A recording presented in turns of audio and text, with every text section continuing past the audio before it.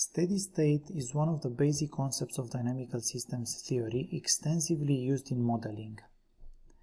Steady states, or sometimes also called stationary states, fixed points, equilibrium points, are determined by the fact that the values of all state variables remain constant in time. Now, if s of 0 equals exactly s0, then ds to dt is going to be n times v0, and that's going to be equal to 0. So we will solve the equation in the unknown s0, which is a vector with s components, one for each variable.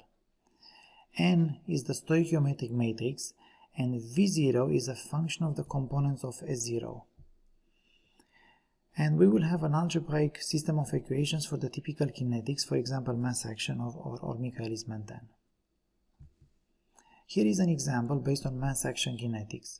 If we have two reactions, 2A goes into B with reaction rate constant K1, and A plus B goes reversibly into C with reaction rate constants K2 plus and K2 minus, the steady state algebraic equations for A0, B0 and C0, the unknowns, and denoting the steady state values of A, B and C, is going to be 0 equals the stoichiometric matrix N times the reaction rates of the two reactions, which are for the first one K1 times A0 squared, and for the second one K2 plus A0 times B0 minus K2 minus times C0.